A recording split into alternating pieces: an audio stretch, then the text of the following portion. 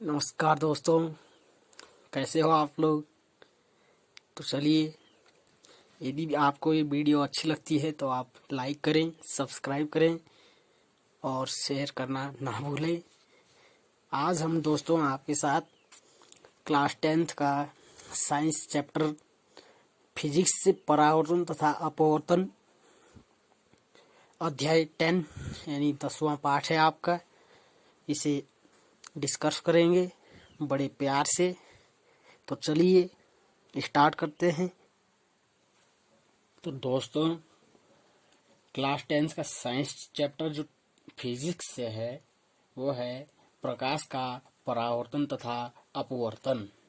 दोस्तों, परावर्तन और अपवर्तन के बारे में आपको इस वीडियो में अच्छे तरीके से समझाया जाएगा, परावर्तन और अपवर्तन के बारे में। तो दोस्तों, सबसे पहले हम प्रकाश के टॉपिक पर बात करते हैं। प्रकाश क्या होता है दोस्तों? तो दोस्तों, प्रकाश क्या होता है वो आपको इस चैप्टर में बताया जाएगा। प्रकाश की डेफिनेशन है, प्रकाश ऊर्जा का एक रूप है। प्रकाश जो लाइट होती है वो एनर्जी का ही एक स्रोत होता है, रूप होता है, जो हमें वस्तुओं को, यानी जैसे कि प्रकाश एक ऐसी चीज है, ऐसी एक ऊर्जा है। जब माना हमने ये पेन रखा है, ये पेन है यहाँ पर, और अब इस पे प्रकाश पड़ता है। इस पेन को हम तब देख सकते हैं जब प्रकाश यहाँ से हमारी आंखों तक पहुँचता है, तभी हम प्रकाश का परावर्तन उसको कहते हैं। तो प्रकाश का जो परावर्तन है, जब प्रकाश इस पेन पर पड़ जाता है, उसके बाद हमारी आंखों तक टकराता है, तब जाके हम इस वस्तु को देख सकते हैं, इस पेन को देख सकते हैं। फॉर एग्जाम्पल दोस्तों, जैसे कि ये सूर्य है, ये आपका पेन है, मानव नेत्र है। हम माना यहाँ पर एक मानव खड़ा है। इस सूर्य से जब प्रकाश यहाँ पर इस पेन पे पड़ता है और यहाँ से प्रकाश टकराकर वापस जब मनुष्य की आंख तक पहुँचता है, तभी जाके प्रतिबिंब बनता है, यानी तब जाके हम पेन को देख सकते हैं। तब जो आंख पे एक प्रतिबिंब बनता है, हालांकि वह पहले उल्टा बनता है, लेकिन हमारा जो दिमाग होता है, ब्रेन होता है, वो उसको उल्टा कर देता है। तब जाके जब यहाँ से सूर्य से प्रकाश आता है, इस वस्तु पर टकरा के वापस हमारी आंखों में पहुँचता है, तब जाके हम इस वस्तु को देख सकते हैं, अन्यथा नहीं देख सकते। तो तब जाकर ये प्रतिबिंब बनता है, तब जाकर यहाँ पर आपका पेन बन जाता है। तो दोस्तों, यही है आपकी जो प्रकाश की एनर्जी, जो प्रकाश है, ये है सारा प्रकाश। प्रकाश नहीं है तो हम किसी वस्तु को नहीं देख सकते। अगर प्रकाश इस वस्तु पे नहीं पड़ता है तो इस वस्तु को हम देख नहीं सकते हैं। तो आई होप आपको समझ में आ चुका होगा। दूसरा उदाहरण देख सकते हैं दोस्तों। यदि दोस्तों आप किसी हॉल में जाते हैं या कोई कमरा है, वो अंधेरा है, वहां पर लाइट ऑफ है, तब जाके आप एक स्थान से टॉर्च लगाकर देख सकते हैं। जिस वस्तु पर वो आपका टॉर्च लगा होगा, वो प्रकाश जा रहा होगा जिस वस्तु पर, उसी वस्तु को आप देख सकते हैं, अन्य नहीं देख सकते हैं। क्योंकि अन्य वस्तुओं पर ना तो प्रकाश पड़ रहा है, जब प्रकाश पड़ता ही नहीं है, जैसे कि यहाँ जब प्रकाश इस पे पड़ेगा, नहीं पड़ेगा, तो ये पेन नहीं दिखाई देगा, प्रकाश परावर्तित नहीं होगा और हमारी आंखों तक नहीं पहुंचेगा, तब जाके हमारा पेन भी नहीं दिख पाएगा। तो दोस्तों, जिस वस्तु पर हम प्रकाश डालते हैं वही वस्तु दिखती है, क्योंकि जब हम उस वस्तु पर प्रकाश डालते हैं तो वहां से प्रकाश वापस हमारी आंखों तक पहुंचता है, तब जाके हम उस वस्तु को देख सकते हैं। तो चलिए आगे बढ़ते हैं। दोस्तों, ये आप प्रकाश के उदाहरण देख सकते हैं कि प्रकाश के स्रोत हैं ये सूर्य, लैंप, मोमबत्ती। जब हम लैंप जलाते हैं तो प्रकाश उत्पन्न होता है। तो उदाहरण के रूप में सूर्य, लैंप, मोमबत्ती है। आगे बढ़ते हैं। तो दोस्तों, प्रकाश के गुण। अगला टॉपिक है आपका प्रकाश के गुण। दोस्तों, प्रकाश के क्या क्या गुण होते हैं वो आपको लिखाए गए हैं। प्रकाश एक विद्युत चुंबकीय तरंगों के रूप में चलता है। दोस्तों, ये विद्युत नहीं होता है, विद्युत होता है। यहाँ थोड़ा मिस्टेक हो गई है, तो इसे विद्युत लिखना है। प्रकाश विद्युत चुंबकीय तरंगों के रूप में चलता है।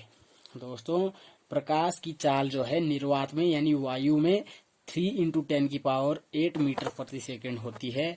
प्रकाश की चाल इतनी होती है, सबसे अधिक होती है ये वायु में।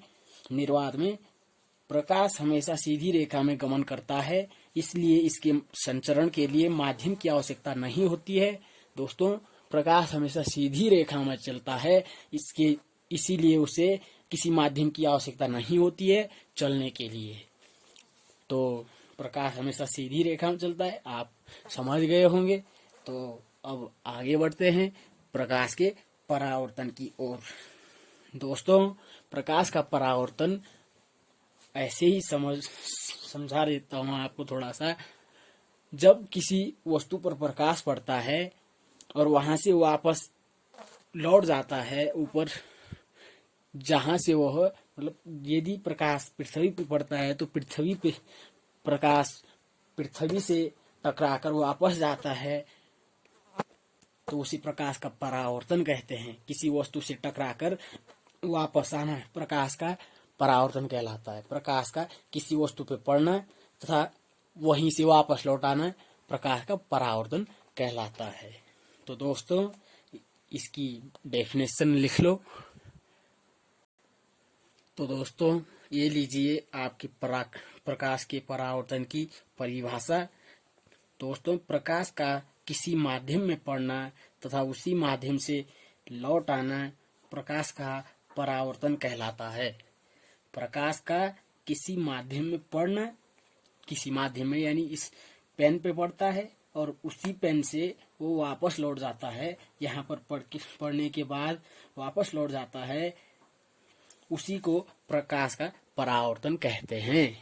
दोस्तों, जैसे कि आपका प्रकाश, सूर्य से प्रकाश निकलता है और प्रकाश जब आपके दर्पण जो कि शीशा होता है उस पर पड़ता है, तो दर्पण पे पड़ने के बाद वो वापस लौट जाता है। इसे प्रकाश का परावर्तन कहते हैं। ये आपतित किरण है, आने वाली किरण को आपतित किरण कहते हैं और जाने वाली किरण को परावर्तित किरण कहते हैं, और बीच में आपका अभिलंब बन जाता है। दोस्तों, आपतित किरण I और परावर्तित किरण R, यानी ये दो कोण बनाती हैं। ये आपतन कोण बनाती है। आपतित किरण आपकी आपतन कोण बनाती है और परावर्तित किरण आपकी परावर्तन कोण बनाती है। तो दोस्तों, जो आपतित किरण है, ये प्रकाश जो है ये आपके दर्पण पे पड़ता है और दर्पण पे पड़ने के बाद ये वापस लौट जाता है उसी दिशा में, उसी माध्यम से। तो इसे प्रकाश का परावर्तन कहते हैं। इसके लिए अगला उदाहरण देख सकते हैं। तो दोस्तों, ये लीजिए आपका अगला उदाहरण है कि दोस्तों, आपने यदि टॉर्च रखा है, टॉर्च आप लगा के देखना है दर्पण पे, जिसको आईना बोलते हैं। शीशा जो होता है, दर्पण होता है, उस पर लगाना। जैसे आप टॉर्च लगाओगे, प्रकाश दर्पण पे पड़ेगा और वापस लौट जाएगा। तो यदि जैसे कि घर पे लगाते हैं, बहुत सारे चालाक बच्चे होते हैं जो अन्य लोगों को परेशान करने के लिए करते हैं। वो क्या करते हैं कि टॉर्च यहाँ ये वो जो सूर्य का प्रकाश होता है, सूर्य के प्रकाश की साइड वो अपना दर्पण कर लेते हैं और तब जाके वो प्रकाश परावर्तित होकर किसी अन्य आदमी के आंखों पर लगता है और उनको परेशान करते हैं। ऐसा अक्सर छोटे बच्चे करते हैं या जो शरारती होते हैं। तो वही जो होता है उसी को आप प्रकाश का परावर्तन कहते हैं। तो आपको समझ में आ गया होगा।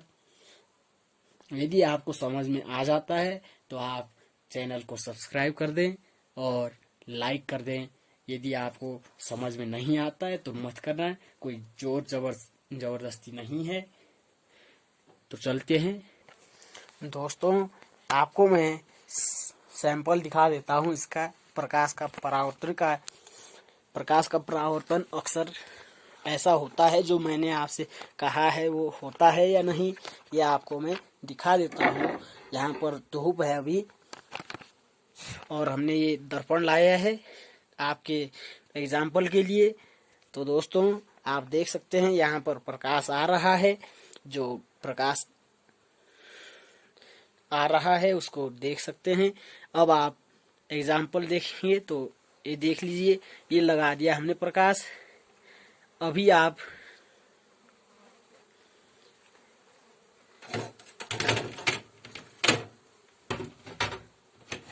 दोस्तों, अभी आप इधर देख सकते हैं, इधर कोई प्रकाश नहीं है। और जब यहाँ प्रकाश नहीं है तो अब आप देख लीजिए कि ये हमने प्रकाश लगा दिया, प्रकाश पे दर्पण रखा है और आपका यूं किया है। तो अब आप देख सकते हैं उधर लाइट है, यानी प्रकाश है। तो ये प्रकाश, ये देख लीजिए, ये खाली है, अभी कोई प्रकाश नहीं है। और आप जब जैसे ही इस दर्पण का प्रयोग करेंगे तो आप प्रकाश देख सकते हैं। ये देख लीजिए, ये दर्पण हटा दिया हमने, प्रकाश नहीं लग रहा है। प्रकाश का परावर्तन जब होता ही नहीं है तब आपकी वस्तु नहीं दिखेगी। वहां पर अभी प्रकाश नहीं है। अब देख लीजिए, अब प्रकाश है। ये हमने प्रकाश पे दर्पण रखा है, और जैसे ही हम दर्पण पे प्रकाश जैसे ही पड़ता है, आपका प्रकाश का परावर्तन होने लगता है। ये देख लीजिए। तो आई होप आपको अच्छे से समझ में आ गया होगा। अब आप दर्पण हटा लीजिए, आपका नहीं दिखेगा, और ये दर्पण लगाया तो आपका दिखने लग गया है। ये तो यही है आपका प्रकाश का परावर्तन। तो दोस्तों, यही था आपका प्रकाश का परावर्तन, और आज के लिए इतना काफी है दोस्तों। अगर आपको समझ में आ जाता है, आपको कुछ इसमें खास लगता है, आपके समझ में अगर अच्छे से आ जाता है, तो आप इसे लाइक करें, चैनल को सब्सक्राइब करें।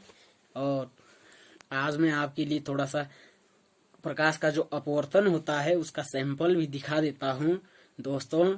तब कल आपके लिए मैं इसी चैनल पर प्रकाश का अपवर्तन, यानी इसी लेसन को आगे बढ़ाते हुए कुछ इम्प्रूव करूंगा, यानी आपके लिए अच्छे से टॉपिक लाऊंगा।